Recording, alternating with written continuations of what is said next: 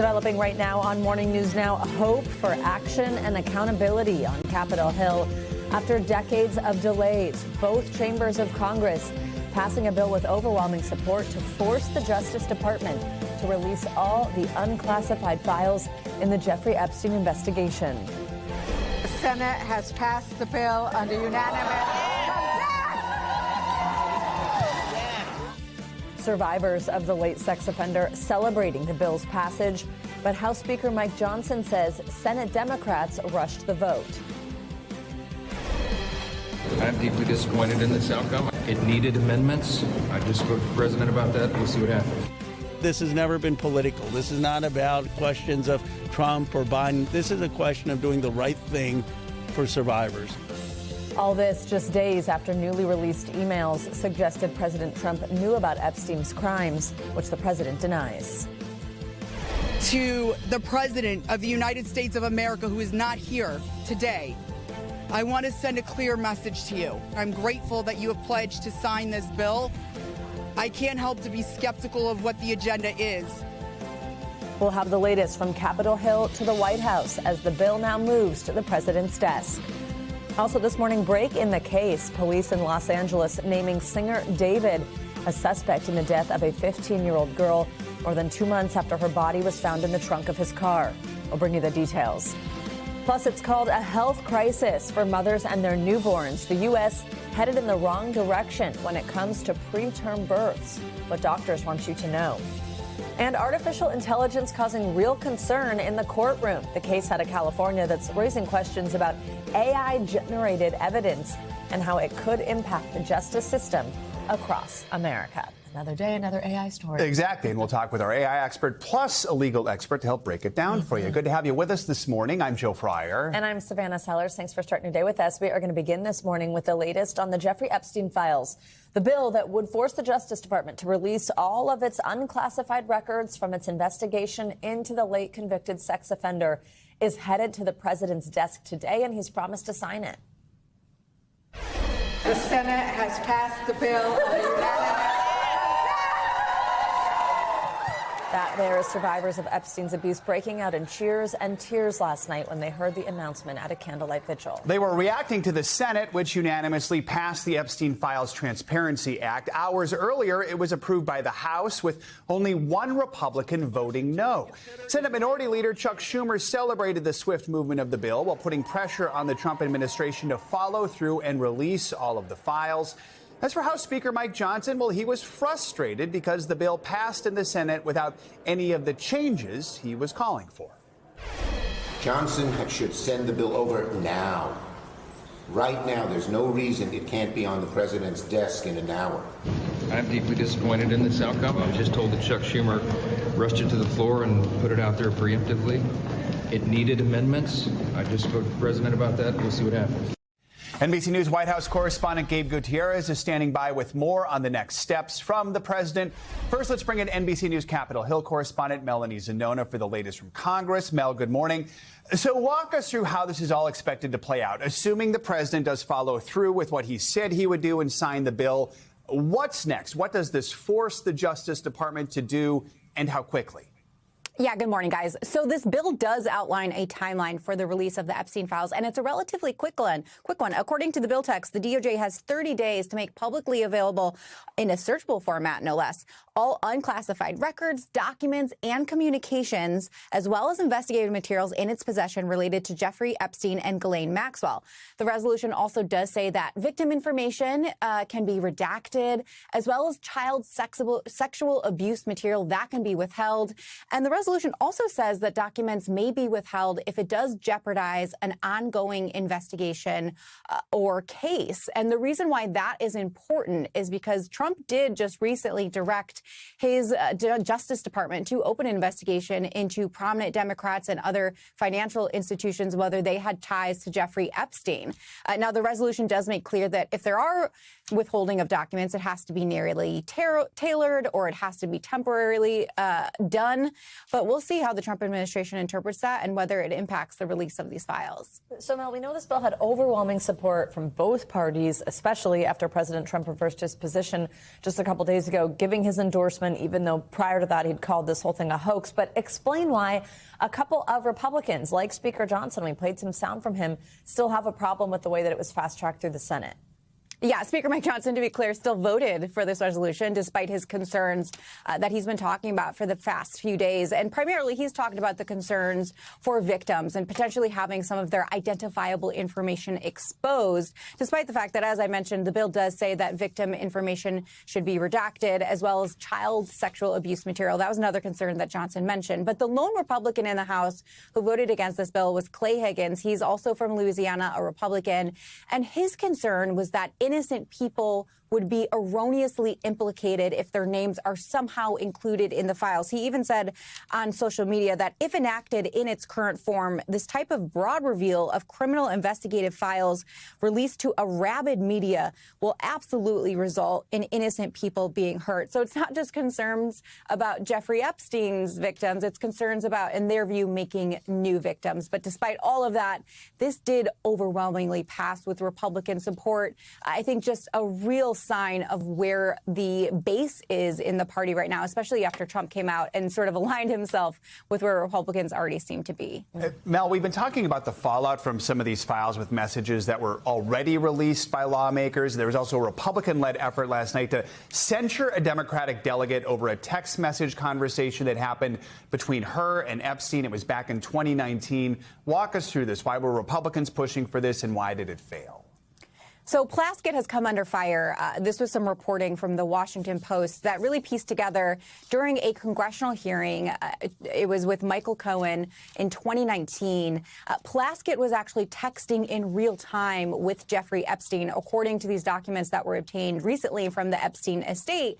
And essentially, he was sort of advising her on what questions to ask. So Republicans were pushing to censure her. That is a form of formal reprimand in the House. But ultimately, it did not pass because there were a handful of Republicans who either voted against it or voted present, most of them being on the House Ethics Committee. And their reasoning was that, yes, this doesn't look good, but we don't know enough information, and we can't just use these censure resolutions so haphazardly, and that we should conduct an investigation with the House Ethics Committee. That is what that panel is for. So we'll see if they actually take up that issue. For now, though, that censure resolution not going anywhere in the House, guys. All right, Mel, thank you so much. Let's now bring in NBC News senior White House correspondent Gabe Gutierrez. Gabe, good morning. So no surprise that Congress overwhelmingly approved the bill to force the release of these files. Now it heads to the president's desk.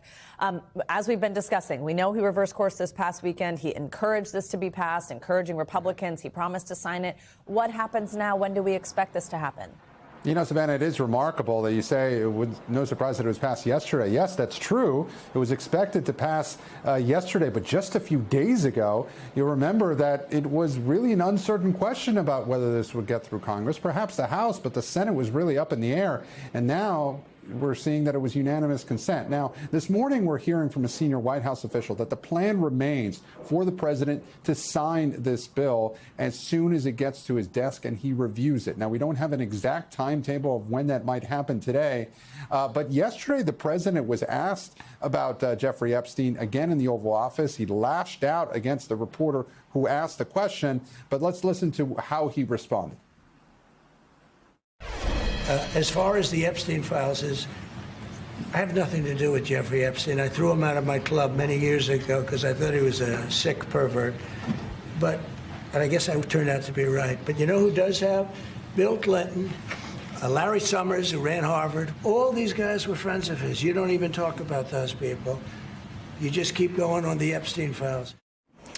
And there you have a line of attack from the president, something we have been hearing from White House officials trying to draw more attention to Jeffrey Epstein's possible ties to high-profile Democrats, including former President Clinton. A spokesperson for Clinton says that he did nothing wrong in connection to Jeffrey Epstein. And Larry Summers, who you heard the president mention there, former Treasury Secretary, head official at Harvard, he has said he is deeply ashamed by his connection with Jeffrey Epstein, although he denies any criminal wrongdoing. Gabe, let's talk about the president's agenda. We know back in March he called for the elimination of the Department of Education. The administration is now taking a major step toward that goal. So walk us through what they're doing to try and accelerate this plan to effectively shut down the department and what that means for education in this country. Well, there are a lot of questions about what it means for education in this country, but significantly, the administration cannot just shut down a department without an act of Congress. However, what it is trying to do is essentially dismantle it piece by piece. In this case, announcing yesterday that it would shift several grant programs, very large grant programs, totaling billions of dollars, the largest of which would now be handled by the Labor Department. Now, this all comes as the president and his administration have said that they want to give more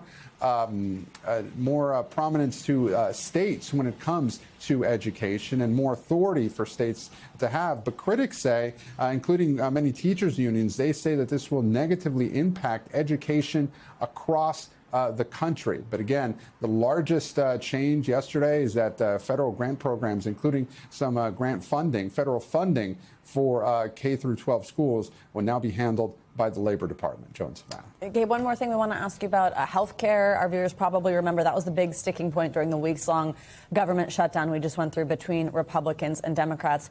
Lawmakers don't look to be anywhere near a plan to extend the tax credits here. This is causing this sticker shock to people who get their insurance through Obamacare. Where does the fight stand now?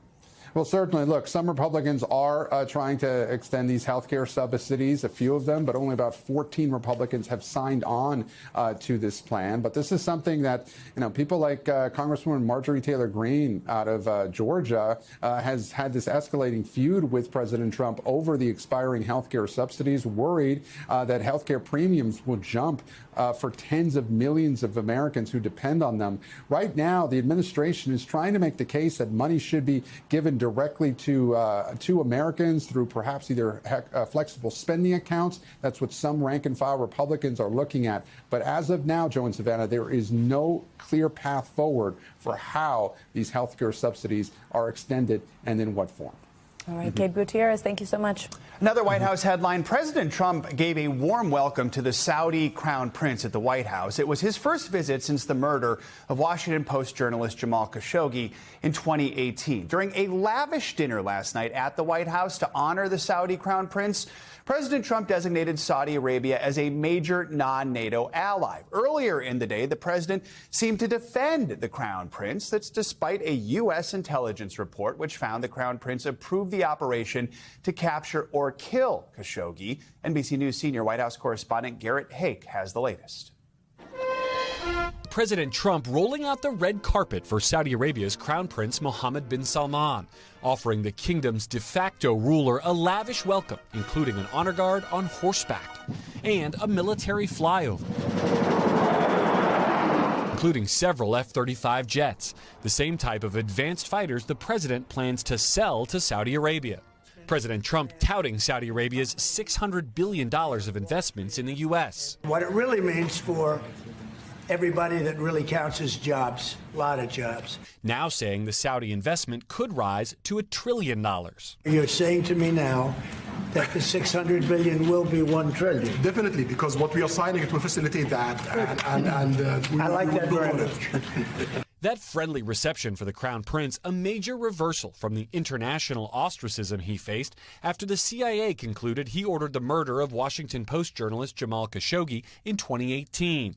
President Trump interrupting a question about the killing. A lot of people didn't like that gentleman that you're talking about. Whether you like him or didn't like him, things happen, but he knew nothing about it, and we can leave it at that. The Crown Prince, who has denied ordering the murder, responding. We've improved our system to be sure that nothing happened like that, and it's painful and it's a huge mistake. While President Trump was pressed about his family's business dealings in Saudi Arabia, including Trump-branded luxury properties. I have nothing to do with the family business. I have left, and when I've devoted 100% of my energy. What my family does is fine. They do business all over.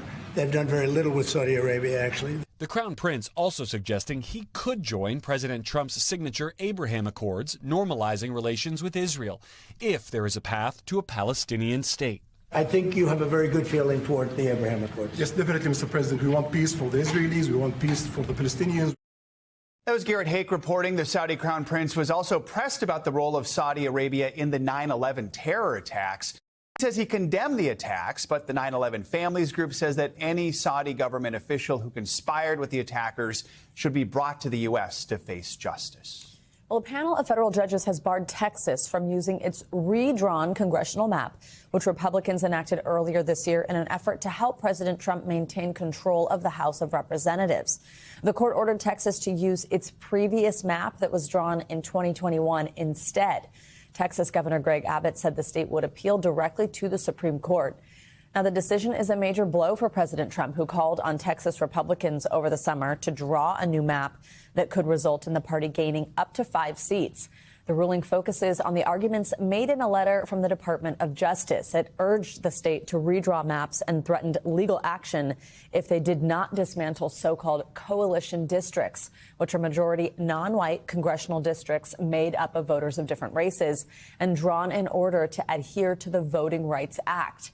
Well, the judge ruled that the Justice Department made a, quote, legally incorrect assertion that these districts were unconstitutional. Federal investigators looking into the deadly Key Bridge collapse in Baltimore say a single loose wire was to blame and that the tragedy could have been prevented. The National Transportation Safety Board released its lengthy investigation yesterday. It comes more than a year after a massive cargo ship lost control and crashed into the bridge, causing it to collapse. 6 workers on that bridge were killed. NBC News national correspondent Aaron Gilchrist has more on the NTSB's report.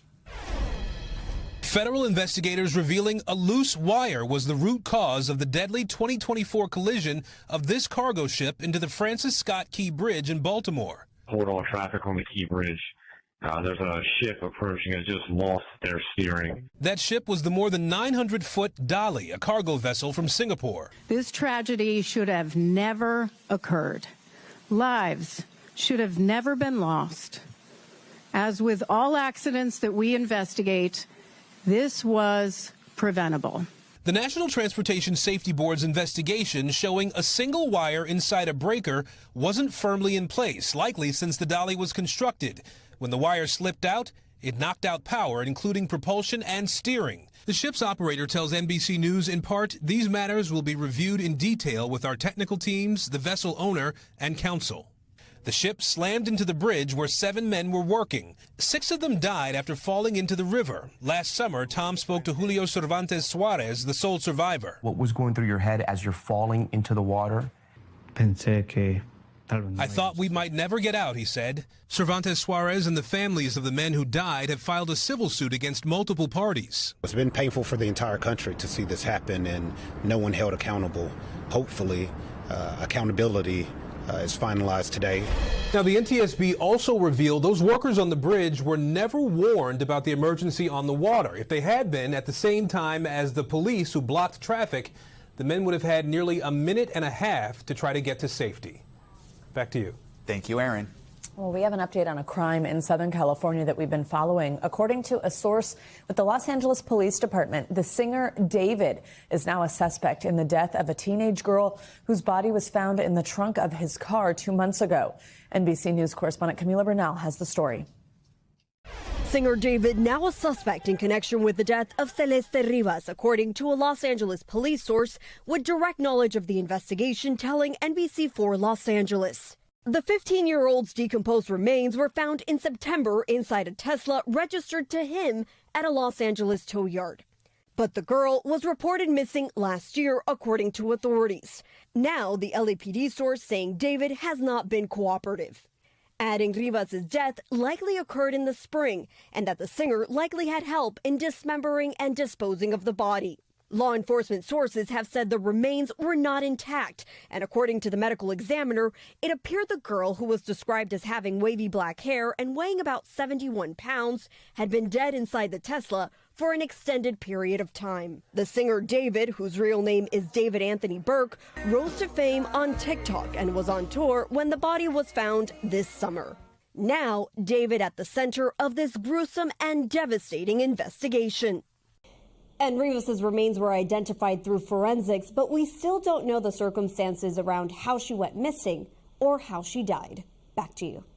Mila, thank you so much. Let's get a check on your morning news now weather with pockets of rain in store for some parts of the country. Angie Lastman's here with the latest for us. Hi, Angie. Good morning. Hi, guys. Good morning. We'll start on the east where we've got some rain and some snow. First of it for some parts of this region here of the season. And you can see that it's a quick mover. We're going to see this on the way out here before the morning's over. But we do have some rain stretching from New York back to Philadelphia and down through Atlantic City. That system will be out of here, though, here as we get through the second half of our day. Meanwhile, out west, we've still got some rain falling across parts of the southwest, and that's where we're going to see kind of still remaining flood concerns across this region through the day today. We've got this additional rain that we're going to start to see shift into Southern California for tomorrow. It does become widespread, and of course, we know the risks that come with that. We've got the already saturated ground, and we've got the mudslide risk on those burn scar areas. Those are going to be the most vulnerable locations. And then even as we get into Friday, we're still seeing some of that rain centered across Southern California, but rotating into parts of Nevada and Arizona. We'll see even some thunderstorms possible with that.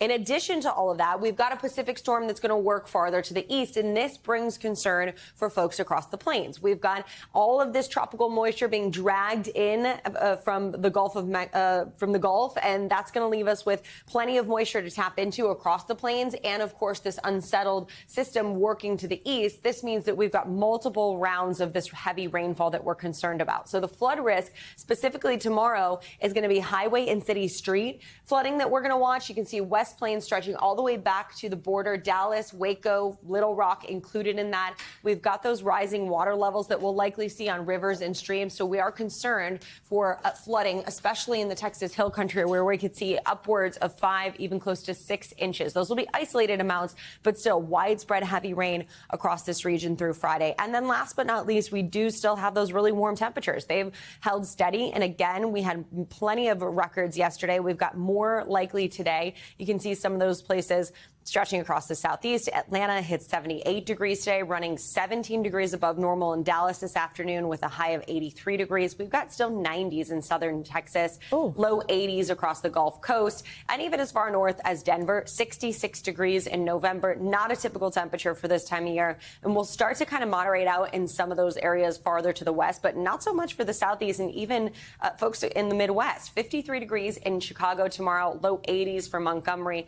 We'll start to see things getting a little cooler by this weekend for the northern tier of that region, guys, but still 70s on tap for Atlanta and high 70s at that all the way into the weekend. Right, if you're traveling this weekend for Thanksgiving, hopefully you're going south. Pack your short sleeve. Thanks, Weird. Thank you. Much more to come here on Morning News Now. Later this hour, the tooth hurts. A new study shows that getting a root canal may be the key to improving some people's overall health. We're going to explain the link in your weekly checkup.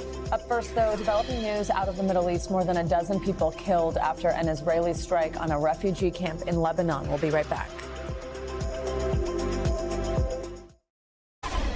We are back with dramatic video showing the moment a chartered plane crashed while landing at an airport in the Democratic Republic of the Congo.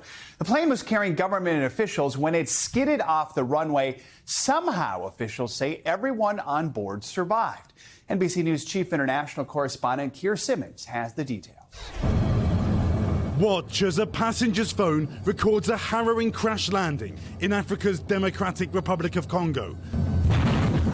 The moment of touchdown, then the terrifying seconds as it skids off the runway. This video from inside the plane, capturing an alarm sounding as people jump out of the aircraft. The camera revealing the chartered jet in flames, thick black smoke pouring from the back of the aircraft as the men call to each other. While firefighters rush to douse the plane with water. Miraculously, reports from Kolwezi Airport say there were no injuries or fatalities, as pictures show much of the plane turned to ash. The plane's owner, Airjet, releasing a statement expressing a deep sense of responsibility and confirming no casualties. Around 20 people were on board, including a government minister. The government delegation was on their way to Lualaba province to visit a copper mine that collapsed last week, killing dozens. That tragedy almost leading to another. An investigation has not yet identified the cause of a crash that could have been so much worse. Keir Simmons, NBC News, Dubai. Well, the U.S. State Department has taken the unusual step of issuing a wildlife alert for Americans planning to travel to Japan after a string of deadly bear attacks there. So far this year, this country has reported more than a dozen deaths. NBC News correspondent Marquise Francis has more on Japan's nationwide effort to try to protect people. A grisly warning to tourists in Japan as the country deals with a surge in bear attacks.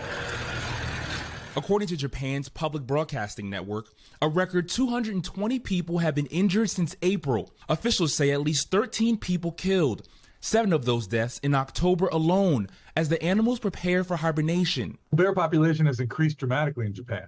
I mean, there are now, I believe, over 40,000 Asiatic black bears throughout Japan. Bears have been spotted in populated areas across the northern part of the country, including inside this supermarket and outside a nursery school.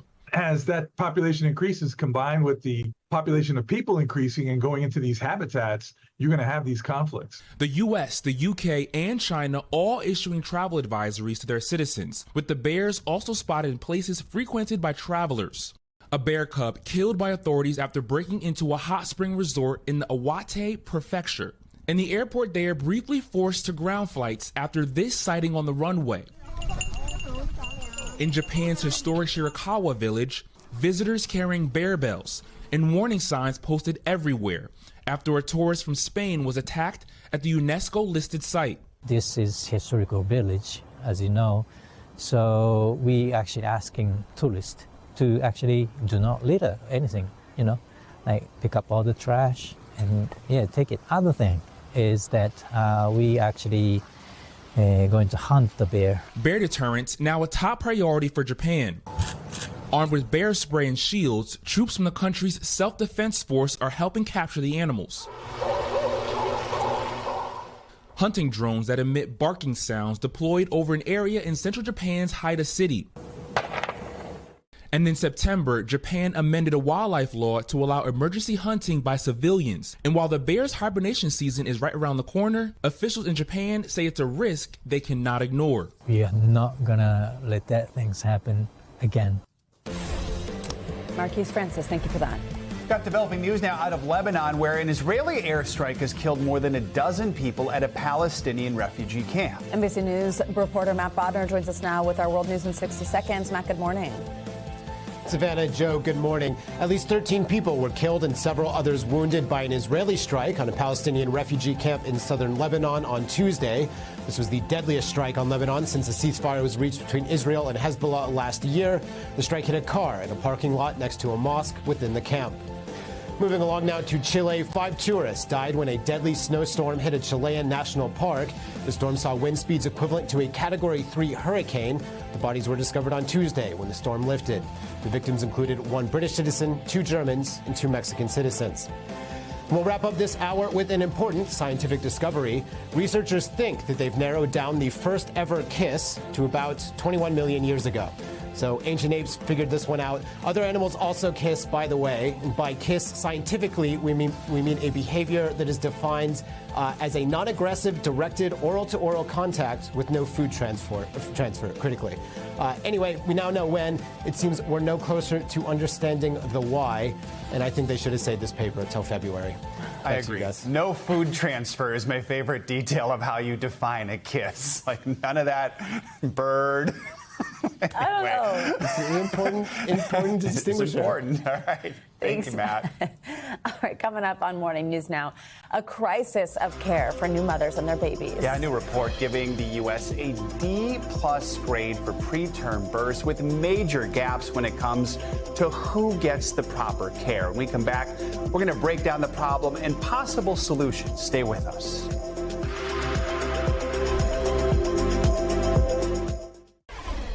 Welcome back. For more than 85 years, the March of Dimes has been focused on maternal and newborn health, and they have released a concerning new report card that highlights factors that increase the risk of death and disease among moms and their babies. So a preterm birth is when a baby is born before 37 weeks. And when it comes to this issue, for the 4th year in a row, the March of Dimes report card is giving the U.S. a grade of D+.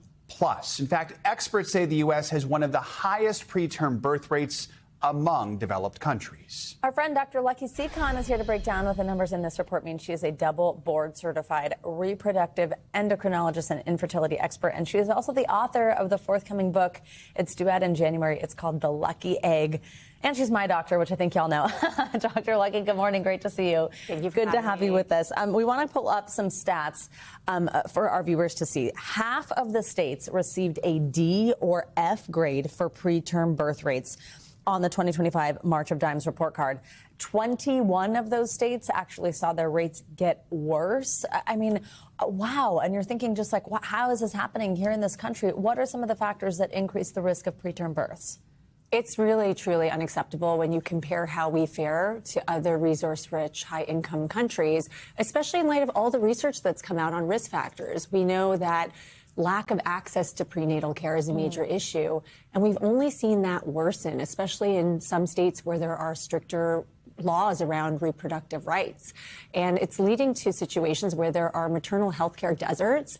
And a staggering statistic that came out of this report was that in 2024, 16% of babies born were born to mothers that presented for prenatal care at 5 months or later. Wow. And when you think about prenatal care, that really should be established in the first trimester. That's when you have an opportunity to do preconception or early pregnancy testing that identifies major determinants of later complications, identifying chronic hypertension, diabetes. All of these screenings can happen much earlier. And unfortunately, a lot of people aren't going to primary care and focusing on preventative health. So for a lot of women, pregnancy is a time where they're getting much more medical oversight if they're showing up for prenatal care. The D+ grade is bad enough, but then you just have the incredible inequality. The report card reveals Black and Indigenous women have more preterm births than other women in the U.S. This is a gap we see all the time in many medical categories. Why are we seeing it here? Well, we have to acknowledge that there are implicit biases, and race and ethnicity should never be a risk factor for worse outcomes, but it continues to be that way. I think a lot of it is social safety nets. When you think about policies that help and are correlated with better outcomes, like paid family leave or Medicaid extension for postpartum care, reimbursement for having a doula or a support person in labor, all of those things are correlated with better outcomes, but they are not applied evenly across the states. One of the biggest factors in this report that impacts the health outcomes of moms and babies, as you mentioned, is that prenatal health care. And I think a lot of people might not really understand how important that is or what it means. More than 16% of women received inadequate prenatal care in 2024. That means, as you mentioned, that they're not getting this care until the 5th month or later. And that went up from 2023. Why is it that that seems to be a growing problem? Well, as I said, I think it's lack of access, but there's also a major knowledge gap. I don't think everyone understands the importance of that first prenatal visit and really catching things early so that you can actually modify risk factors. But I'll take it a step further and say, as a fertility doctor, my goal when I'm sitting across my desk from a patient isn't how am I going to get them pregnant? It's how am I going to get them to the healthiest pregnancy possible that really focuses on their health and the health of their future child. And so preconception care is a concept that we need to become more familiar with. If anyone has known risk factors, chronic medical conditions, we're having babies at older ages. There's a lot more obesity, so we're seeing more chronic health issues. And if we focused more on preconception care and optimization of our health before getting pregnant, I know that this report card grade would improve. Let's talk about improving it. This is clearly a crisis. What are the solutions? Are we seeing those solutions? So we need long-term changes in policy. We need to address this maternal health care desert issue, particularly in red states where there are more restrictive laws. We need temporizing measures because it takes a long time to fix some of these problems. So even, options like mobile clinics or remote monitoring, we need to find creative ways to ensure that people have access and they don't have to drive hours to get to their doctor, because we need to be removing barriers, not adding them. Absolutely. What gives you hope about the situation right now? Conversations like this. I think we have an opportunity to raise awareness. We have the opportunity to inform women about how their bodies work, how to better track their cycle so they're recognizing when they're pregnant earlier, and just being able to provide them with solutions that are feasible and focusing on their health holistically, how to improve their lifestyle. There are tools that we can put the onus of control in the patient's hands, but we have to educate them first. Dr. Lucky Seacon, great to see you. Thank you so much for being here this morning. Thank you. The CDC says that every 40 seconds, someone in the United States has a stroke. That can impact mobility and lead to serious long-term disability. Now doctors are adapting a nerve implant that can help stroke survivors get their motor skills back. Desiree Montiel with our NBC affiliate in Richmond, Virginia, spoke to one stroke survivor who says this technology brought her back to life. Day by day, Debbie Robertson is rising above the odds. Using all the strength you have so that you can maybe recoup some of what you've lost. For more than 2.5 years, Debbie has been working hard to get back to her normal routine after suffering a stroke in 2023. I can go two ways with this. I can be feeling sorry for myself and not try and just dry up and blow away, or I can give it all that I know how to give. This mindset is playing a pivotal role in Debbie's recovery as she regains her speech. The doctors didn't think that was going to happen. In fact, they told my daughters that I was lucky to be alive. The next task at hand is getting mobility back in her arms and hands, a mission becoming reality through a new type of technology, a nerve implant called Vivistem. It's surgically implanted on the left side of the chest, sort of similar to like a pacemaker. And vagus nerve implants have been used for 20 to 30 years for managing epilepsy, but in the past few years, it's been approved by the FDA for upper extremity rehabilitation. Michaela Taraka works closely with Debbie at Sheltering Arms Institute. The device is a critical part of her occupational therapy sessions. Whenever she goes to do a functional movement like grasping or pinching, I trigger the stimulation to turn on, and it sends a little stimulation up through her vagus nerve. One of those exercises is how to put kitchenware into the cabinet. Skills Taraka says is becoming a part of Debbie's life once again. I think this is just another opportunity for patients to access a technology that could help them, gain those skills that they really want to get back. A journey Debbie is embracing as she gets back on her feet with the power to overcome. Moving forward, I feel like has brought me life. That's what it means to me here, my life. Our thanks to Desiree Montiel for sharing Debbie's story. Let's stick with medical news now. We're kicking off this week's medical checkup with new research about the link between chronic pain and your blood pressure. Yeah, plus how a root canal may do more than save your teeth. It could lower your risk of heart disease and diabetes, NBC News medical contributor Dr. John Torres is here to break down these health headlines with his dance. Got to do the roundup dance. If you didn't know this is Dr. Torres' dance, which will What are you talking about? make you healthier. I don't know what he's doing.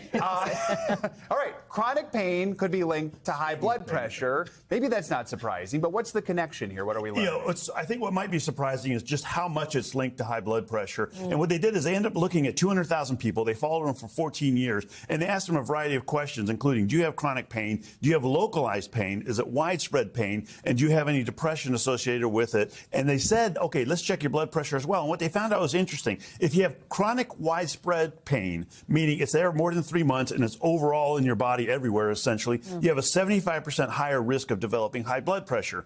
If it's localized pain, in other words, it's chronic, but it's just in one spot, 20% higher. And if you end up having short-term pain, less than 3 months, but still is more than a few weeks, 10% higher. So again, the highest one was that chronic widespread pain. Now, why is this an issue? Well, high blood pressure obviously is what we call the silent killer. You don't know you have it. It can just work its way on your body, and it can damage every organ, your brain, your kidneys, your heart, your lungs, everything. And so you want to make sure you get it under control. But the main point here is making sure that pain gets under control. So the doctor's orders are essentially just that. Listen to your body. You should not have to live with pain. We have a variety of ways to treat pain. I tell my patients all the time, I can't get rid of your pain, but I can get rid of your suffering. And I want to make sure I do that. And on top of that, you also want to make sure that you know that pain is treatable. We have a variety of ways of doing that. Really good advice there. All right, now this one is about the risk of smoking, even low intensity, which I don't really know what that means. I'm hoping you can help us understand what low intensity smoking means, that raises your risk also for heart attack and for death. Maybe not a surprise, but what does this mean that people should keep in mind? And I think the surprise is going to be how much it raises your risk. And I talk to patients all the time and ask them about smoking. Do you smoke? Do you use tobacco products? I'll get kind of a, well, sort of. And I tell them there's no such thing as sort of smoking. You either smoke or you don't smoke. And in this case, what they said was 2 to 5 cigarettes cigarettes a day, which might seem still like a lot to people that don't smoke, but for smokers, that's a very small amount of smoking. That can actually increase your chances of a heart disease by 50%. Wow. Heart failure, by dying from overall causes by 60%. And so again, even that little small amount of smoking can cause those issues. So what are the doctor's orders? Essentially, there's no benefit from smoking cigarettes at all. There is absolutely no benefit, bottom line. And there are a variety of ways to quit smoking. And all my patients tell me the best way to quit smoking is to keep trying to quit smoking. And eventually that switch will flip and you'll stop smoking. It can take time. People in my family took a while, but they finally figured out a way. It just takes trial and error. All right, let's talk. You're not a dentist, but let's talk about root canals. So a study out of London says the procedure can improve your overall health. We should be clear, only if you need one.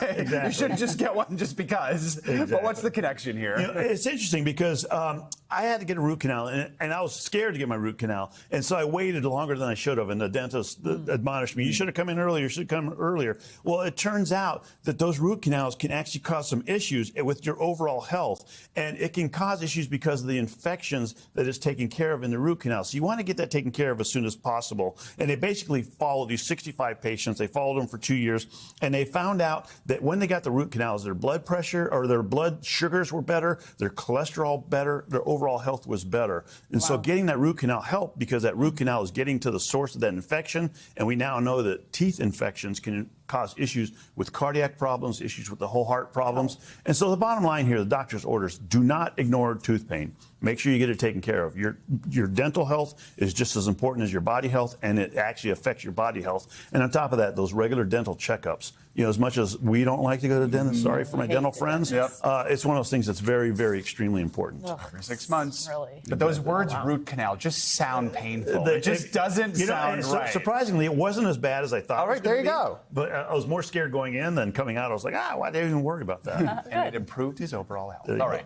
Coming up, law, order, and artificial intelligence, growing concerns in the courtroom over AI-generated evidence. When we come back, the one case out of California that's raising questions about the role of AI in America's justice system. Stay with us. Morning News Now. We'll be right back. We're back now with a growing concern for judges and lawyers across the country. Evidence of artificial intelligence seeping its way into the courtroom. Let's show you a video highlighting one example. Plaintiffs submitted this as real evidence in a California housing dispute. As you may have guessed by now, it's actually a deep fake created by generative AI. Yeah, the video claimed to feature a real witness who had appeared in another authentic piece of evidence. The plaintiffs did not respond to a request for comment here, but now judges and legal experts say that case is just a sign of a much larger threat to our legal system. For more on this, we are joined on set by NBC News AI reporter Jared Perlow and NBC News legal analyst Misty Maris. Good to have both of you with us to talk about all aspects of this. Jared, let's start with you. You wrote an article about this. You spoke with 5 judges, 10 legal experts. They all warned about these rapid advances here. So walk us through this California case, what we saw here that was concerning, and anything else popping up around the country. Yeah, so I think this case stands out for being one of the first examples we've seen of deepfake evidence masquerading as real, authentic evidence. So as viewers probably saw in that video, you can probably tell that's a deepfake video. You know, that's an AI-generated video. But this case started in 2023. So, you know, court cases take a long time to develop. And this case was only recently terminated on November 6th. But I want to say that the plaintiffs still have an opportunity to appeal. So the judge found that that video and a couple other pieces of evidence were actually deepfaked, and they have suspicions about many other pieces of evidence as well. But I think it's a really fascinating issue because, again, this is kind of the first shot across the bow. And a lot of the judges that I talked to judges in Minnesota, California, Louisiana, in Massachusetts, judges all across the country are worried that, you know, this is a piece of evidence that we picked out, that we identified as AI generated, but there's probably a lot more. You know, Sora 2 came out, we have Veo 3, these incredibly advanced and increasingly advanced AI and video generation models. So there's probably a lot that we're just not seeing that's actually already appearing in courtrooms. Is there a way that judges, lawyers are trying to put a system to authenticate evidence? Yeah, so I think a lot of people are working on this and increasingly interested in it. So it depends on who you talk to. Some people think that, the courts already have methods of adjudicating what evidence is real or not. There have been prior scientific advances, say the advent of DNA evidence, of fingerprinting. Even courts have always had to kind of adapt to new technologies. But some people, I talked to one of the law professors at the Duke School of Law, for example, a former federal district judge. He says that in order to change the federal rules of evidence, you need a minimum of 3 years. And everybody knows, ChatGPT came out 3 years ago, now that we're in November 2025. So imagine where we're going to be 3 years from now. So some people are urging, really rapid action, and other people, like in Louisiana, there's a new law that says lawyers have to get involved in figuring out what pieces of their clients' evidence is actually AI generated. So let's bring Misty in here to talk about that. I mean, the idea of fraudulent evidence is not new, but AI is creating a new wrinkle for that. So if you're a judge or you're on a jury, how are you supposed to know that the evidence you're seeing is even real? Yeah, so in a lot of cases, the onus is on the attorneys to vet the evidence that's coming in from your client. So you're getting information from the client, and it's up to you to certify, and in some jurisdictions this is required, that this evidence is true, that AI was not used in its creation. So this is all a part of this new world that we're living in, where there is no supplement for the human element, your professional judgment. When you're talking about going into court, going to trial, you have to authenticate evidence. You have to have somebody on the stand that says it's a true representation of what it purports to be. Chain of custody. But in your article, I was fascinated because it's so true. A landlord-tenant disputes, there's often attorneys are not involved. Ex parte, like a restraining order. There are a lot of opportunities before you even get to a trial and a jury where there could be exploitation of this AI evidence. Do you see AI having any room in the court, any place in the courtroom at all? So it certainly does have a place. I mean, we've been using AI. Sometimes experts will use AI to do accident reconstruction scenes. There's a lot of different ways that AI has been implemented for many years. Now the new wrinkle, to your point, is that it requires disclosure that AI was a part of any process. And that's really the protection that's in place. And as we know, when we're lawyers at trial, we'll question the veracity of something based on how it was generated, whether or not it actually is a true model for whatever it purports to be. So if you're a lawyer and you do use it and you don't disclose it and you get caught, I mean, are there penalties? Can you get in trouble for that? You can get in a lot of trouble. So it can start with fines. It can start with sanctions. It can even escalate to ethics violations, bar inquiries. It could really result in significant exposure for the law firms, the attorneys, and could even be something that could result in sanctions or disbarment if it's on purpose and it's intentional. Wow. All right, Misty and Jared, fascinating conversation. Really Great article. Thanks for coming on to break it down this morning. Thank you both. Well, in financial headlines now, Meta winning big in court. NBC's Emily Lorsch joins us with that and some other money news. Emily, good morning. Hey, good morning, Joe and Savannah. A major win this week for Meta. A federal judge has ruled the company is not a social networking monopoly, a decision that spares Meta from spinning off Instagram and WhatsApp. It's another win for big tech under the Trump administration, which has fueled tech giants' AI push. And Roblox announced it will add a facial age check and allow users to only message people around their own age. However, those younger than 13 will not be able to chat with other users outside of games unless they have explicit parental permission. One of the goals here is to prevent predators from potentially pretending to be minors in order to chat with them. The age checks roll out in Australia, New Zealand, and the Netherlands next month. As for the rest of the world, in the beginning of January. Finally, Waymo is hitting the gas on fully driverless rides, officially pulling safety operators from its Miami cars. The company says it's also rolling out driverless rides in Dallas, Houston, San Antonio, and Orlando in the coming weeks. A major step as the U.S. pushes deeper into self-driving tech. It comes just a week after Waymo announced it's offering paid rides on highways in several cities, and the company plans to start offering rides in new cities, including Detroit, Las Vegas, San Diego, Nashville, and London. And Savannah and Joe, I know this is something that some people love, some people hate. I think you guys alone represent America here with different opinions on this topic. Yeah. Savannah's going to test drive in every city, every single one of them. I did have a bad experience, okay? I liked it, but I only did it once. So. It's cool. I just got dropped off on the wrong side of an overpass in heels. That sounds real cool. Emily, thank you. All right, coming up, a story that's just flippin' cool about a new attraction at a popular tourist destination. When we come back, we're going to take you to the world-famous Venice canals, where a bottlenose dolphin is now making itself at home. So don't swim away. Morning News Now. We'll be right back.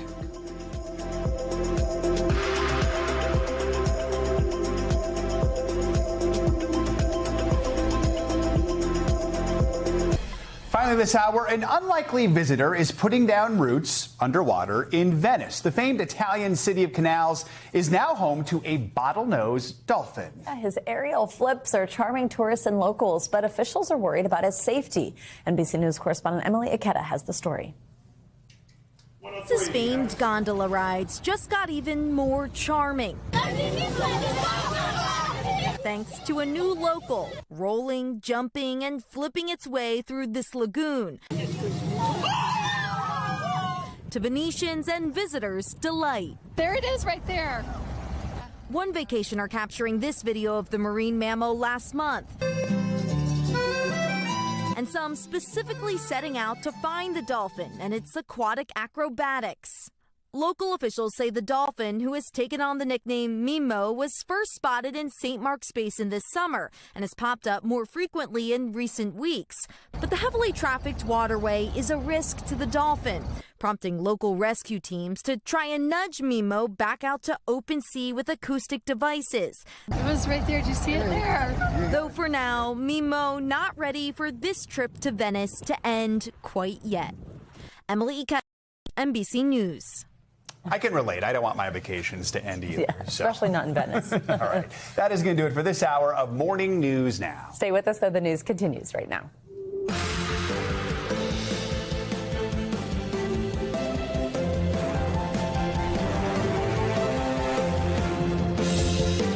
Good morning. Thanks for beginning your Wednesday with us. I'm Savannah Sellers. I'm Joe Fryer. Right now on Morning News Now, from the Hill to the House, a pair of landslide votes on Capitol Hill, sending a bipartisan bill to force the release of files on Jeffrey Epstein straight to the president's desk. So what comes next? We're taking a closer look. A red carpet welcome at the White House. President Trump piling on the praise for the Saudi crown prince. It's his first visit to the U.S. since the brutal killing of journalist Jamal Khashoggi more than 7 years ago, a murder that the CIA says was ordered by the crown prince himself.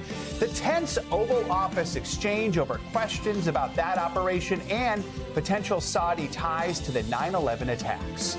Plus, more Wall Street worries rattling investors, the major markets notching another day in the red. It's driven in part by some tech sector turmoil.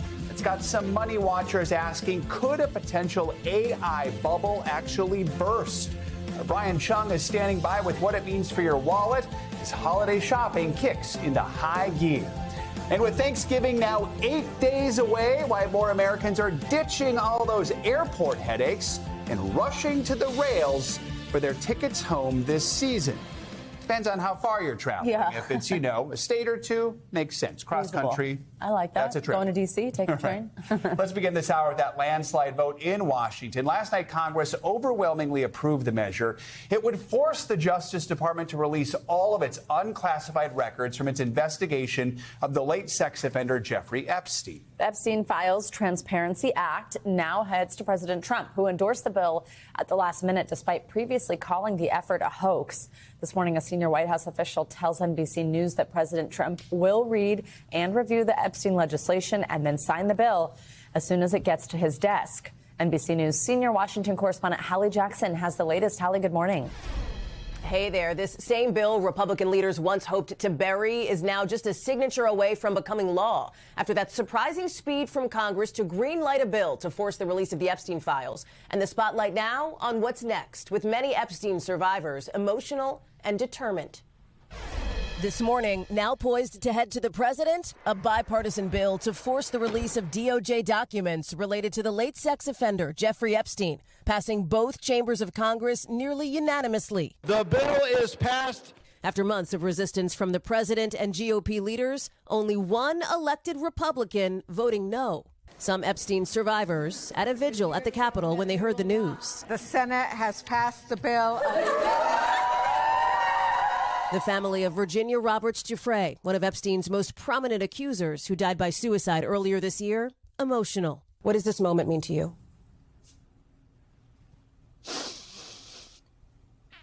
She did it. She did it. She paved the way for the survivors to continue to come forward. At a rally earlier, one Epstein survivor, Jenna Lisa Jones, delivering this message to the president. Please stop making this political. It is not about you, President Trump. I voted for you, but your behavior on this issue has been a national embarrassment. President Trump has not been accused of wrongdoing related to Epstein. In an Oval Office meeting alongside the Saudi Crown Prince, lashing out at questions, including about his one-time friend. Mr. President, why wait for Congress to release the Epstein files? Why not just do it now? You know, it's not the question that I mind, it's your attitude. I have nothing to do with Jeffrey Epstein. I threw him out of my club many years ago because I thought he was a sick pervert. That coming just days after the president snapped at a Bloomberg reporter asking a follow-up question about Epstein, calling her Piggy. The White House saying the reporter behaved in an inappropriate and unprofessional way, but Bloomberg pushing back. Now, after the action in Congress, many women for whom this is so deeply personal, looking to what's next. We've made it clear that we are tired of waiting. What makes you confident that you may actually see the public release of these Epstein files? Because I don't think the American people will settle for anything less. A senior White House official reiterates this morning the president will sign the bill when it reaches his desk. After that, the DOJ has 30 days to release its Epstein files, with caveats related to victims' privacy and any active investigations. Back to you. All right, Hallie, thank you. Just down the road, President Trump rolled out the red carpet for Saudi Crown Prince Mohammed bin Salman. It was his first trip to the U.S. since the 2018 murder of journalist Jamal Khashoggi. During a lavish dinner last night at the White House, Mr. Trump defended the Crown Prince, despite the CIA's conclusion that the Crown Prince ordered Khashoggi's killing. NBC News Chief White House correspondent Peter Alexander joins us from Washington with more on this. Peter, good morning. Joe, good morning to you. President Trump quickly brushed aside that damning report, pulling out all the stops, as you note, for the Crown Prince, really treating this like a state visit with horses and trumpets and a military flyover, all while praising Saudi Arabia's autocratic leader as a defender of human rights and describing the two of them as, in the president's words, really good friends. Overnight, President Trump hosting a lavish black-tie dinner at the White House for the controversial Saudi Crown Prince Mohammed bin Salman, also known as MBS, with an A-list of guests, including Elon Musk, Apple's Tim Cook, and soccer star Cristiano Ronaldo. The kingdom's de facto ruler, once viewed as a pariah after the 2018 killing of journalist Jamal Khashoggi, which the CIA concluded the Crown Prince approved, now celebrated by the current U.S. president as a trusted partner. I don't know hell where that hand's been. The president welcoming MBS with fanfare and praise. What he's done is incredible in terms of human rights and everything else. In a tense Oval Office exchange, the Crown Prince was asked about Khashoggi and about questions over potential ties between his country and the September 11th attacks. The U.S. intelligence concluded that you orchestrated the brutal murder of a journalist. 9/11 families are furious that you are here in the Oval Office. Why should Americans trust you? President Trump later responding to the question about Khashoggi. A lot of people didn't like that gentleman that you're talking about.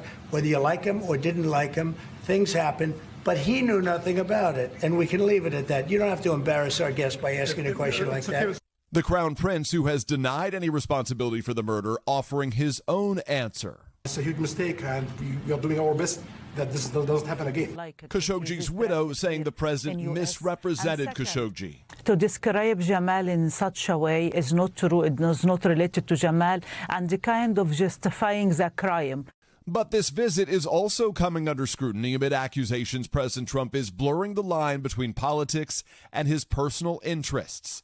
With his family business, the Trump Organization, now run by his adult sons, developing multiple high-end projects in Saudi Arabia. I have nothing to do with the family business. I've done very little with Saudi Arabia, actually. This visit will be punctuated by a joint business forum today, and it really shows how important it is to President Trump, despite these controversies, to try to fortify the relationship with the Crown Prince, touting hundreds of billions of dollars in Saudi investments here, a commitment to sell F-35 fighter jets, and the agreement that Saudi Arabia will play a critical role in the resolving of the Israeli-Palestinian conflict. Joe. All right. Peter, thank you so much. Well, in overseas news, Ukrainian officials say Russia carried out another attack in Ukraine using hundreds of drones and dozens of missiles. The country's Air Force says most of them were shot down, but some did land. Officials say at least 16 people were killed and dozens were left injured in the western city of Ternopil. For more on this, we are joined by NBC News reporter Matt Bodner. Matt, thanks for being with us again. So walk us through what we know about the scale of this latest Russian attack and the impact it had not just on the city Joe mentioned, but other places like Kharkiv. Well, it was another long night in Ukraine, Savannah. This time, as you mentioned, the western city of Ternopil took the worst of it. At least 19 people were killed in a combined missile and drone strike. It hit 2 blocks of apartments there. Video of the aftermath showed these apartments were critically damaged and parts collapsing, and over at least 66 people were wounded in the attack. 14 of them were children. Last night's strikes also hit Lviv, one of the other major cities in western Ukraine. And on the other side of the country, Kharkiv was also targeted. More than 30 people there were injured. Zelensky this morning said that overall Russia fired almost 500 missiles and drones. These strikes also targeted energy and transport infrastructure, actually forcing an emergency power cutoff to a number of regions. So, Matt, we know that Ukraine has also been attacking Russia, and in a new development, Moscow says it shot down 4 U.S.-made missiles that it says Ukraine fired at a city in southwestern Russia. Talk about the significance of that, of Ukraine using these U.S.-supplied weapons inside Russia. Is that something the Trump administration has now permitted? So this is definitely a big development, Joe, for a few reasons. Probably most notably, it's that Ukraine is openly talking about it. Ukraine, of course, has been conducting long-range strikes into Russia for a while, but at least in terms of what's been publicly acknowledged, they've been doing that with Ukrainian-built weapons. So this use of U.S. long-range missiles within Russia and then openly admitting to it, that definitely suggests that the Trump administration is now permitting this to happen. That said, we've not heard any specific statements from Washington about it yet. So the situation does remain a bit unclear. It is hard to imagine that the White House and the Pentagon didn't okay this, though. The Ukrainians, they do say that they were using these against unspecified military targets within Russia, and that they'll continue to do so moving forward. Russia, meanwhile, has said that Ukraine fired 4 of these missiles at civilian targets in that city of Voronezh. Russia's military claimed that they actually intercepted some of those missiles before they hit their targets, then saying that debris damaged a residential home and an orphanage, and that's what we were seeing, the photos that they published online. Matt, also, the U.S. Embassy in Kyiv says 2 top U.S. Army officials are in the Ukrainian capital on a rare visit. Do we know what this is about? So the U.S. Embassy in Kyiv, they're saying that this is a delegation led by Army Secretary Dan Driscoll, and that the team is on a, quote, fact-finding mission sent by the White House to meet with Ukrainian officials to discuss an end to the war.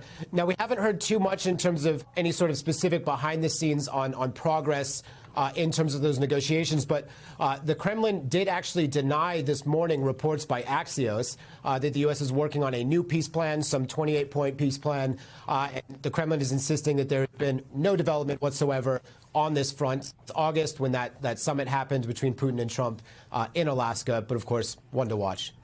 All right, Matt Bodner, thank you so much. So as Russia intensifies its war on Ukraine, it's also escalating its so-called shadow war against the West. Over the weekend, a railway line in Poland that was a link to Ukraine was sabotaged, and Polish officials say Russia was behind that attack. Some NATO allies are urging the U.S. government to take this Russian threat more seriously. Yeah, they're warning that its military is already beefing up its presence along Baltic and Finnish borders.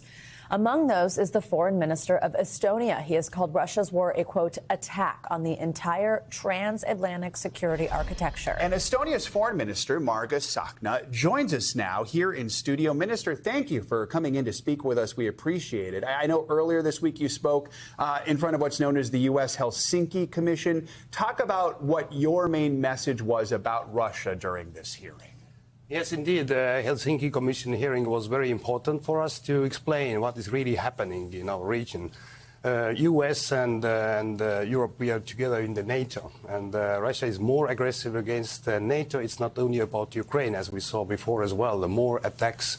So in 19th of September, we had a very brutal violation of the airspace. 3 fighter jets ready to fight entered to Estonian airspace, which is actually the NATO airspace, for 12 minutes.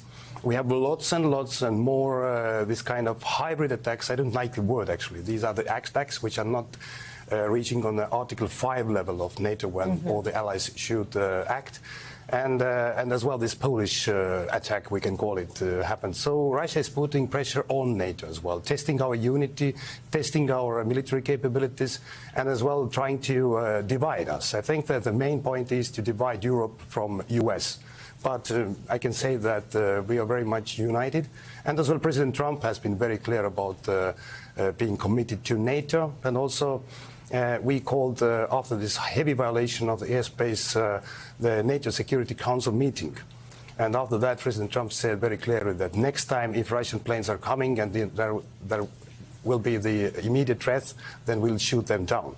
So we need to put this kind of red lines in place because Putin is just pushing not only Ukraine, but us as a western part of the world. Can you expand on how you feel about this Trump administration as a partner? Is it a reliable partner to you, to NATO more broadly? I know you've called on U.S. government leaders to stop being cautious, was your word, when it comes to Russia. What would you like to see? I was defense minister 2016-17 when Trump was first time in office, and at this time we got more troops, more military support to our region. And what we see now as well, that because of President Trump, NATO, European allies are now paying more and investing more to defense. And this is exactly what we Estonians and the Baltic states, we have been talking to our friends in Europe already more than 15 years. So this is a good thing. We have as well U.S. troops, and during this review, U.S. troops in Baltic states and Poland will remain. So in that regard, of course, I'm absolutely confident that the U.S. is committed to NATO.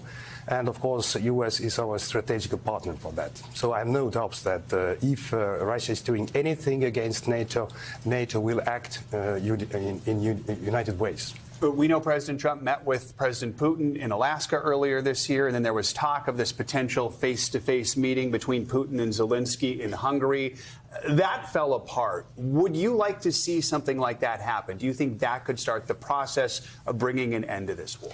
Yeah, I think that many people lost lots of nerves during these processes because President Trump really gave an opportunity to Putin to start the negotiations. But as we see, Putin is not changing his goal. And it's not about some territories in Ukraine. It's about European defense security architecture. It's about actually asking more. And now we see more pressure from European side. We have both 19 packages of sanctions we prepare for the next level. As well, now President Trump has decided to put the largest energy sector companies under the sanctions, and now discussing as well the secondary sanctions to these countries who are having any kind of business with Russia. So this is the only way to put pressure on Russia to Putin, because Putin is not gaining any strategic breakthroughs on the battlefield and his economy is very weak. So I do hope that it will continue. Of course, we are hearing every day about the new peace plans, but I must say very clearly from our perspective that the territorial integrity principles, sovereignty principles must be there. Nothing can happen without Ukraine, about Ukraine, and also about Europe without Europe. So let's see. But this pressure is needed right now. I was in Ukraine just 1.5 weeks ago and talked to President Zelensky as well. It will be the hardest winter for them because it's not the situation on the battlefield only. It's about attacks against the civil people. It's attacks and systematic attacks against the energy system. So can you imagine the weather is worse than in New York and people are there. You mentioned those fighter jets that had entered your airspace for those 12 minutes. In addition, we also saw last month that Estonia closed a road that passed through Russian territory. If you could just sort of put some context around this, and it was because Russian troops had built up in that area. You said that Russia was being assertive at the time. Do these incidents make you concerned that this war, even in small ways like that, continues to spread? What does that mean NATO needs to do? The one thing I would like to be very clear is that Russia is stuck in Ukraine. So they have sent all the troops there. They have had lots of casualties. So I was defense minister in 2017. We saw the other side of Estonian border, 120,000 troops ready to go within 48 hours. These troops are gone. They're literally dead. They're sent to Ukraine, not existing. So Russia has no full-scale capabilities, the other side of NATO border right now. But Russia is testing about all kind of like hybrid actions inside Europe, not only in Estonia, in Germany, in Denmark, everywhere, in Poland, in this case again. So as well, the border. I think that our border is one of the most secure border because Russia is using people as weapons, refugees pushing through across the border, and this is what we are witnessing now across this line. But as well, I sent out the Russian embassy first secretary, who is one of the most important after the ambassador, from Estonia, because this guy literally mediated the Russian Secret Service actions to Estonian territories and, hiring people. We have close to 20 people in prisons because of that. Because, we see every different levels of actions in Europe. But we are not, I can say, of course, we are concerned, but we are ready because we know Russia well. We have been living there a very long time. And if anything is happening, so-called hybrid crossing the border, so green men and whatever, we just shoot them down. Yeah. This is exactly what we do. You met a couple weeks ago with your Chinese counterpart. Real quickly, what role do you see China playing in trying to bring an end to this conflict? Yes, I had a great opportunity for 2.5 hours having a very deep meeting, and I pushed heavily as well this topic that China is actually the main enabler for Russia to wage the war. And I call up as well China to follow the principles because, territorial integrity and sovereignty, because they are the United Nations Security Council permanent member. Of course, China's talks are like this, that they don't know anything about it. They are not part of the war. I asked as well that actually 80% of your, this drone technology is coming from China. So we know what China is talking about, but we need to understand and push China as well under pressure that they should buy less gas and oil from Russia and replace it with US or some others. But I don't see it right now there, because China is using Russia, keeping us busy and also owning Russia economy more and more. So for China, for China's 1,000-year plan, it fits well. Got it. Margus Sakna, thank you so much for your time this morning. Foreign Minister of Estonia, we appreciate you taking the time to speak with us on this important issue. Thank you. Thank you for coming.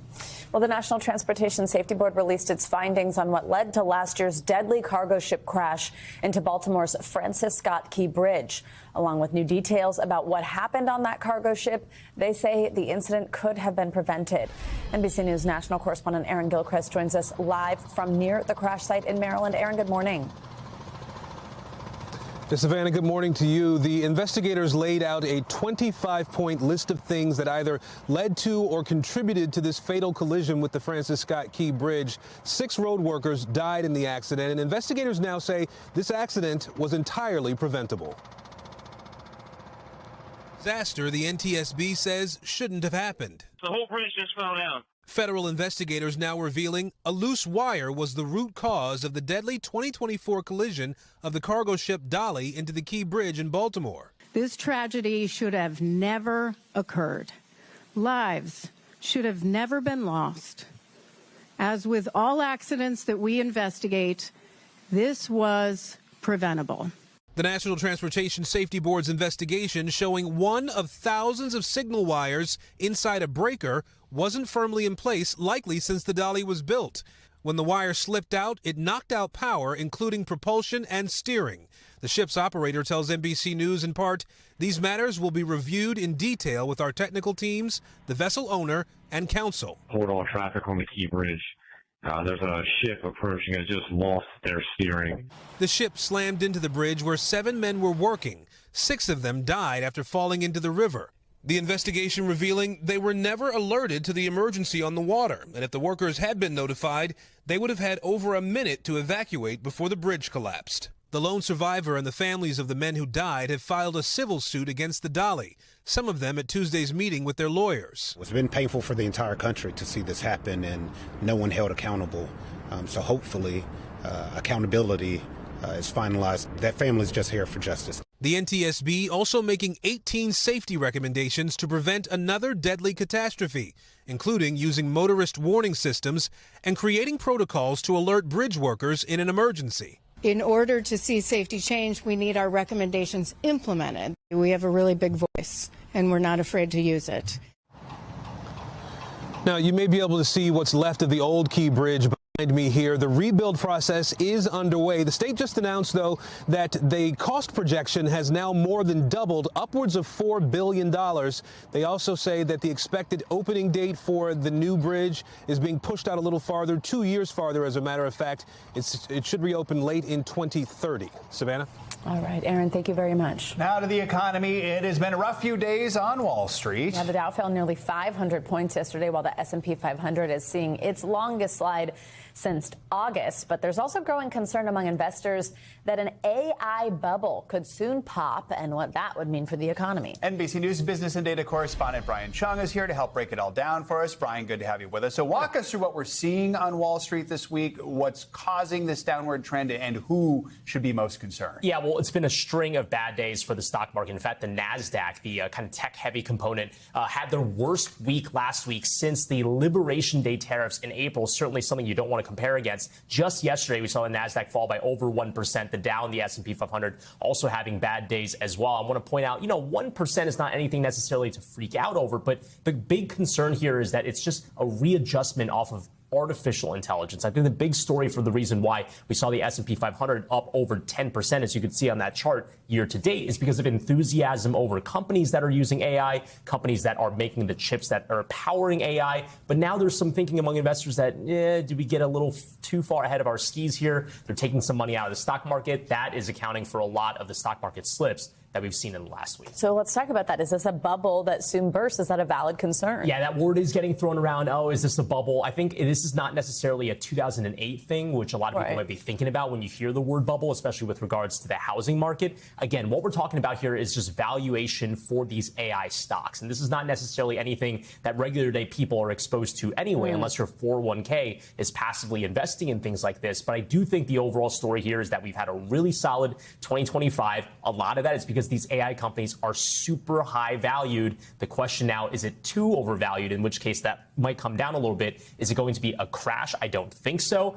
Some people have compared this to something a little bit more similar to the dot-com bubble in the 2000s. But again, don't freak out if you hear that word. But it does mean that we could be in for some correction with the stock markets maybe coming down. So whether you are invested in the stock market or you're not, everyone is looking ahead to the holidays. What is it we should be watching out for as we approach the holiday season? Yeah, look, the stock market is not the economy. But if you're someone that has a stock portfolio or you have retirement savings, you're looking at this and going, oh, wait, do I need to kind of pare back a little bit on my spend for the holidays? As we know, it's a lot of money to go out and buy gifts, buy decor for the Christmas time. I do want to point out that the expectation is still for a lot of spending this holiday season. The National Retail Federation expecting over $1 trillion in spend. That's going to include food, gifts, decor as well. So it seems like maybe if people are paring back on some of their expenditures right now, it could just be to save up for spending during the holidays. There we go. That $1 trillion right there. All right, Brian, thanks so much. Appreciate it. Thank you, Brian. All right, well, it's time now for a look at your morning news now weather outside our studio here in 30 Rock.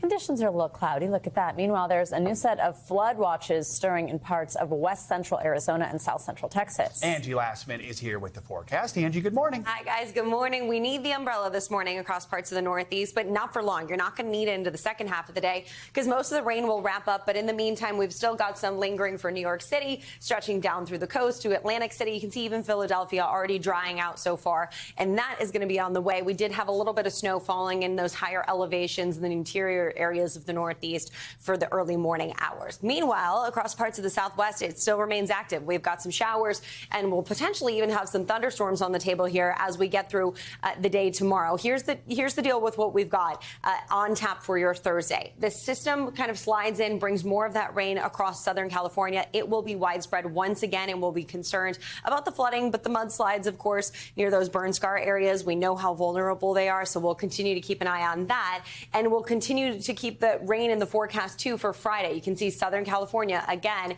dealing with some of those showers, and those thunderstorms I mentioned will be possible as we wrap up our work week as well. Now, the Pacific storm system is going to slide a little farther to the east here. As we get into tomorrow, you'll start to see some of this moisture being dragged into the southern plains, and that's going to amplify those rain chances for folks across that area. So we do have multiple rounds of heavy rainfall on tap for folks across this region. We'll keep this high pressure kind of spinning right along the Gulf Coast, so it stays dry for the southeast. But again, really unsettled across the central plains and stretching south. Parts of the southwest, of course, I mentioned, will remain unsettled too. But we're definitely concerned about the flooding in this area as well. So from the border of Del Rio all the way back up through Fort Smith, Little Rock, West Plains, Dallas, Waco, included in that slight risk. We'll watch for city and highway streets to be flooded from this. This is going to be something you'll see through the day tomorrow, so could cause some problems when it comes to road travel. So heads up for those commutes. You'll see that potentially slowing you down. Texas Hill Country, though, that's where you're going to see those highest amounts, isolated up to 6 inches. I think more widespread 1 to 3 inches across this region, stretching from Illinois all the way down to Texas again, with those higher amounts, again, upwards of 5, maybe even 6 inches at times. Here's the deal with your temperatures. I know it's been feeling summer-like in some spots, and it's going to continue to feel like that across parts of the central plains, stretching to the south and across to the east. You can see Atlanta at 78 today, 74 for Memphis, 83 degrees in Dallas. We're going to once again see the potential for some records across this region, and we'll keep that going for tomorrow. We'll finally, guys, see some cooler air kind of filtering in up north, but we remain quite warm across the southeast as we roll into the weekend. 79 degrees in Charlotte in November. So short sleeves and shorts, I guess. No kidding. All right. Thanks, Angie. There's more to come on this hour of Morning News Now, including Princess Kate's first public speech since she revealed her cancer diagnosis early last year, her push for healthier family lives in the workplace. First, after the break, Karen Reed back in the spotlight. The new lawsuit coming from Reed herself, claiming she was framed over the death of her police officer boyfriend. That is up next. Stay with us. We're back now with new developments in the high-profile case of Karen Reed, the woman who was accused and later acquitted in the death of her police officer boyfriend. Reed is now suing current and former law enforcement officers, claiming they framed her for murder. NBC News senior legal correspondent Laura Jarrett has the details. Hey there, Karen Reed not backing down from her claim that she was wrongly accused. Her attorneys now naming names, alleging a vast local conspiracy in a tight-knit community with witnesses they say lied to protect themselves. 5 months after her second trial ended in an acquittal, this morning Karen Reed now suing those she says framed her for the death of her former boyfriend, police officer John O'Keefe. Her new civil suit, which includes claims of malicious prosecution and civil conspiracy, naming former lead investigator Michael Proctor and 2 of his former supervisors. The suit doubling down on a theory Reed's attorneys have asserted for years, but have yet to prove, that O'Keefe was killed at a house party after a night of heavy drinking with his fellow officers.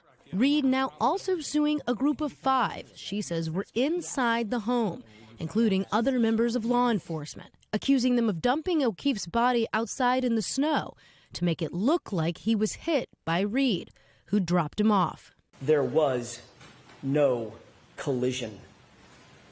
She's the victim of a botched and biased and corrupted investigation.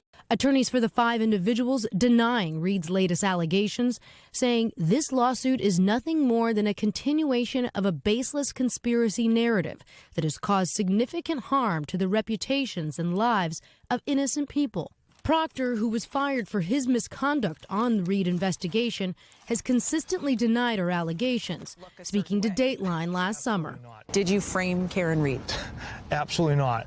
The theory of a cover-up has always loomed large in the case, as Reed stood trial for O'Keefe's death twice, drawing an army of supporters to the courthouse, along with many more closely following online. The former financial analyst keeping mostly out of the spotlight in recent months after she was acquitted of second-degree murder in June, but was convicted of a lesser charge of drunk driving. The jury foreman in the trial recently speaking out.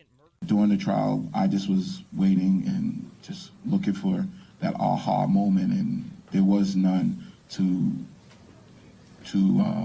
make her guilty at all. No one else has ever been charged with O'Keefe's death. Now that Reid has filed this former lawsuit, she will be able to enter discovery. She will be able to take depositions of the various defendants she's sued here, but she's not out of the woods quite yet herself. She's still fighting that wrongful death lawsuit that James O'Keefe's family filed against her. That case is still pending, guys. Back to you. All right, Laura, thank you. Now to the United Kingdom, where Kate Middleton gave her first public speech since revealing her cancer diagnosis last year.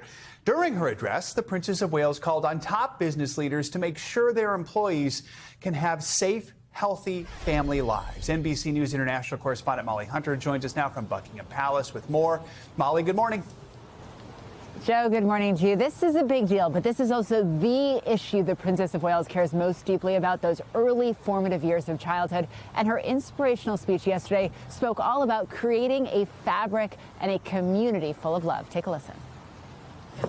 For the first time since beating cancer and returning to her royal duties, the Princess of Wales stepped out on her own, delivering a speech about her most important work, advocating for safe and nurturing environments for kids in those early formative years. We believe that we must do all we can to create the conditions for love to flourish. That is how we invest in our future.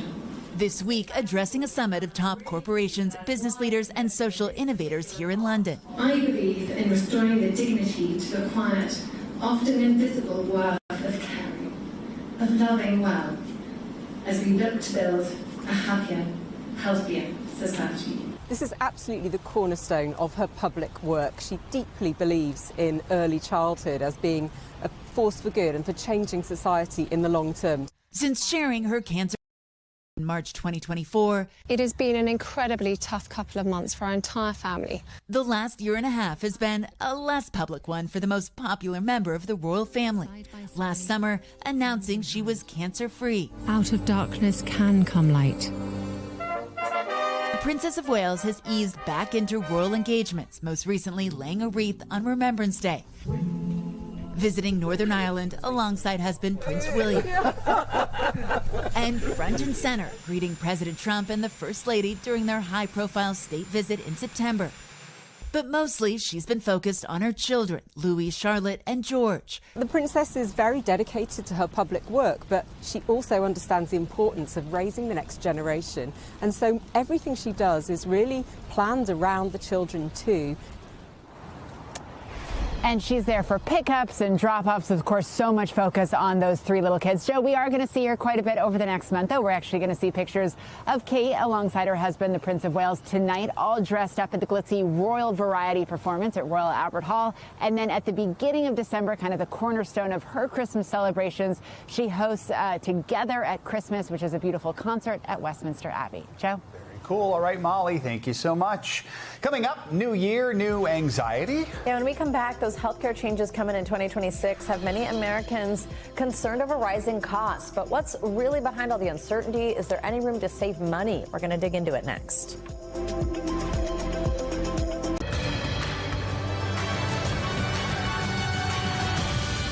We're back now with a closer look at what's making news in the world of politics this morning, starting with a setback for Republicans who are trying to hang on to control of the House in next year's midterms. NBC News Capitol Hill correspondent Melanie Zanona joins us with that and other Washington headlines. Mel, good morning. Good morning, Joe and Savannah. We begin in Texas, where even the political fights are bigger. A federal court on Tuesday blocked the state's redrawn congressional map, shaking up the 2026 battlefield once again. Republicans redrew the map earlier this year under pressure from President Trump with the goal of padding their narrow House majority.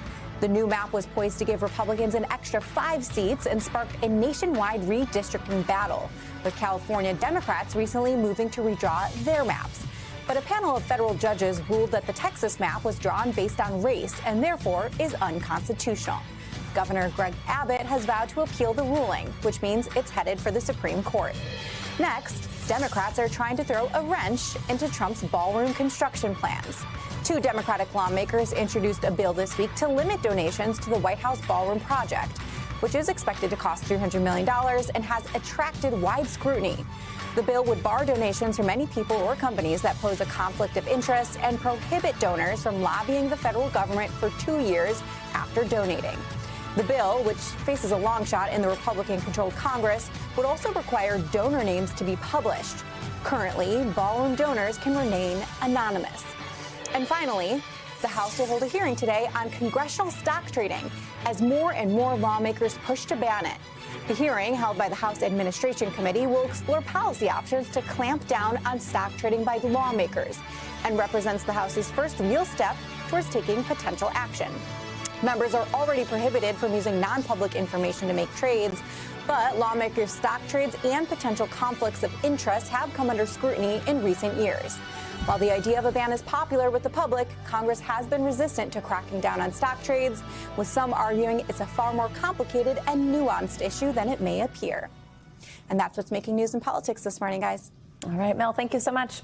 Well, let's take a look now at your wallet. Nearly half of U.S. adults are anxious about the rising costs of health care headed into the new year.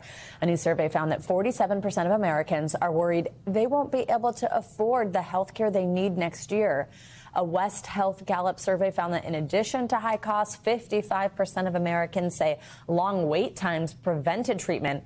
And then of those who were able to get treatment, 37% felt their needs were not understood by a healthcare professional. This all comes as Affordable Care Act subsidies are set to expire next month. And the GOP's Big Beautiful Bill makes major cuts to Medicaid. The Congressional Budget Office projects nearly 5 million people will lose health care coverage because of that legislation. For more, let's bring in NBC News medical reporter Erica Edwards. Erica, good to have you with us. So how much are we expecting premiums to rise in 2026? And when it comes to these increases, is everyone being impacted equally, or are there some discrepancies? Good morning, Joe, Savannah. That's a great question.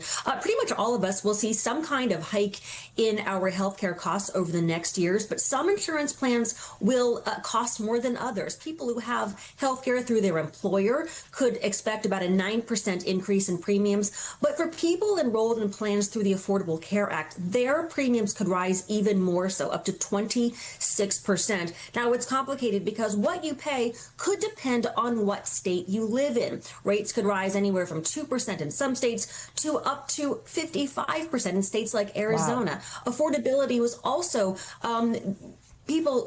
Black Americans and Hispanic Americans also felt that they would not be able to afford their health care in the new year. So how are people handling the jump in cost, and what should we think about when we're looking at our own healthcare costs? We're in open enrollment right now. How can any way to save money?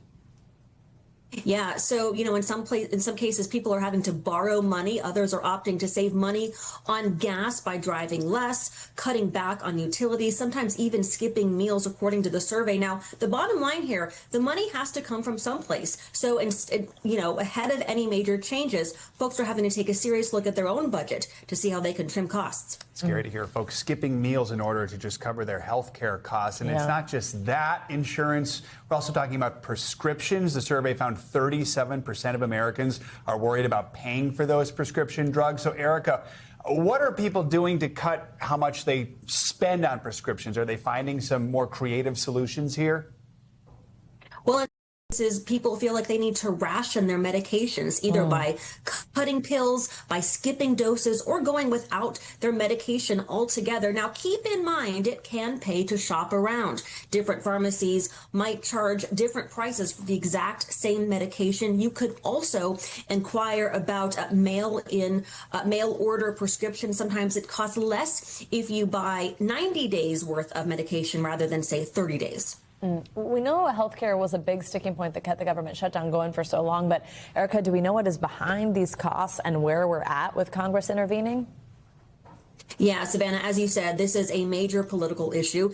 The fight over healthcare subsidies within the ACA was the major factor behind the government shutdown. And this fight will continue even as people get back to work. As Joe said earlier, ACA tax credits are set to expire on December 31st without any sort of plan in place to stop or alter that. And those 5 million people who could lose healthcare is because of that other looming issue within Congress, that Medicaid work requirements will go into effect in 2027. Guys. Huge issue as we head into the new year. Erica, thank you so much. Coming up, if you can believe it, Thanksgiving just a little over a week away. This morning, it looks like a growing number of Americans are going to ditch the airports, even the highways, for something a little more old school to help them get home for the holidays. Inside Amtrak's railway boom. That's next.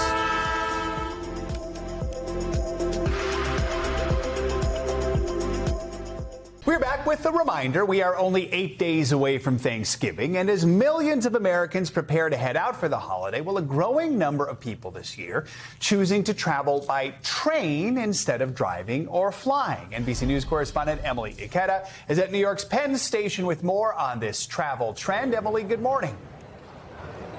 Hey, good morning to you. Well, the nation's busiest train station is about to get even busier in the coming days as Amtrak is preparing for what it is predicting to be a record-breaking Thanksgiving travel period, with early bookings already up by double digits. The last few weeks of air travel nightmares have more travelers taking a chance and going on the rails as they soon head home for the holidays.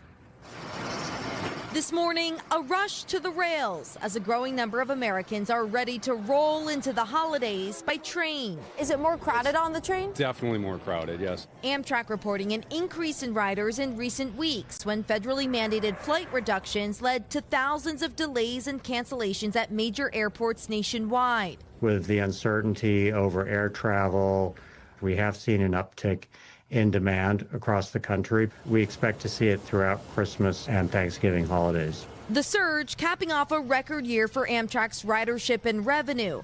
It comes as the railroad is working to improve aging infrastructure and introduce new high-speed trains with speeds up to 160 miles an hour.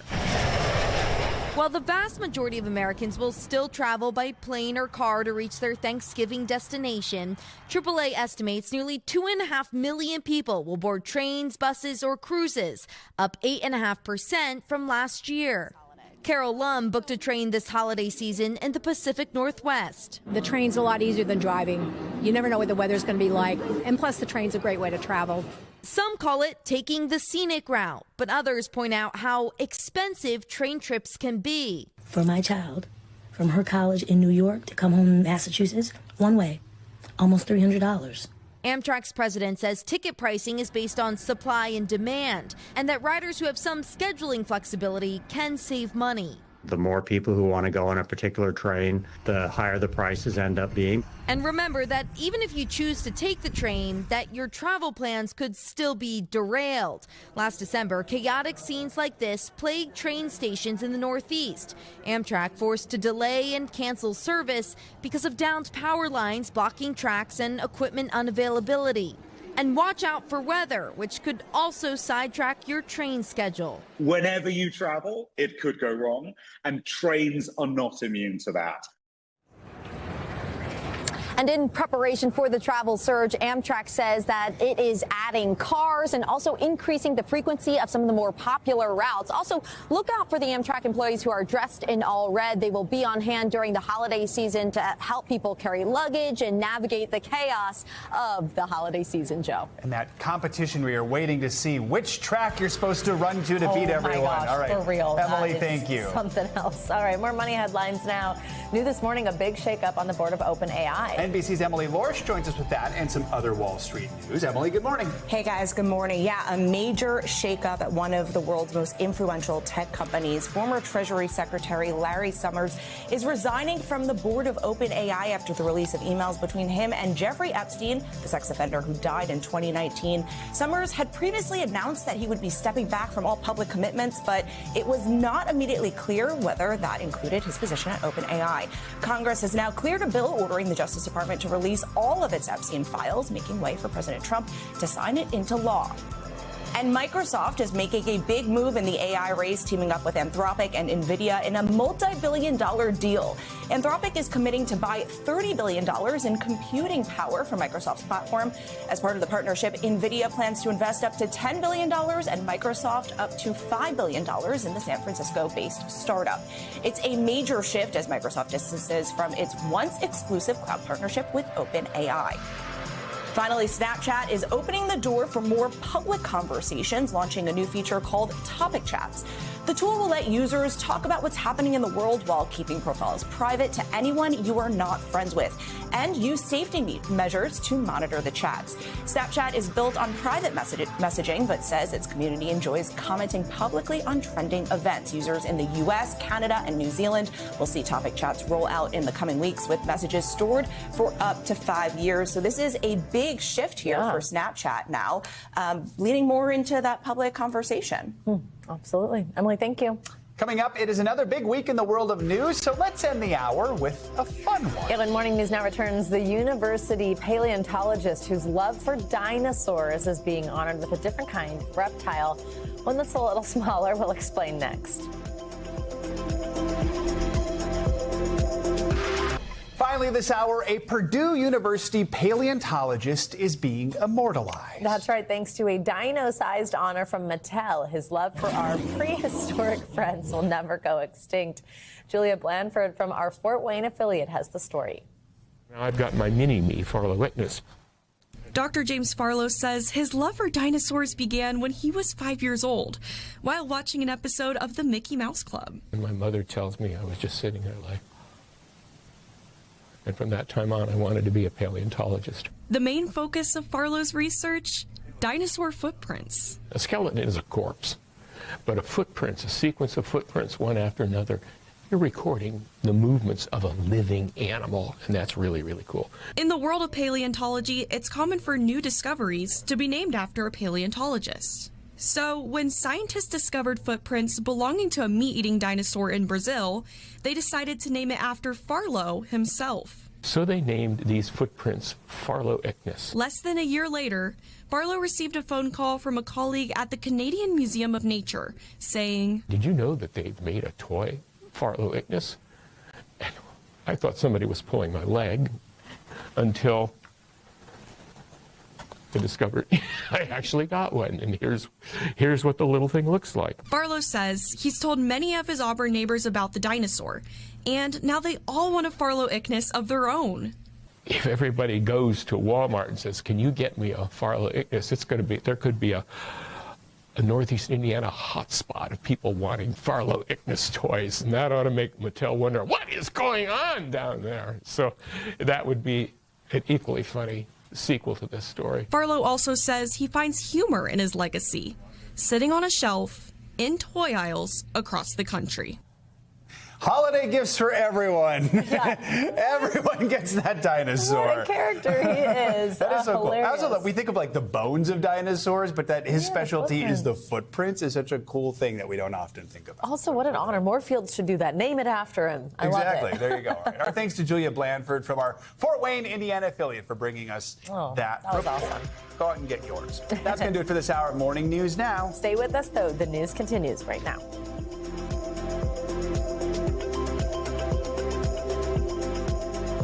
We thank you for watching, and remember, stay updated on breaking news and top stories on the NBC News app or watch live on our YouTube channel.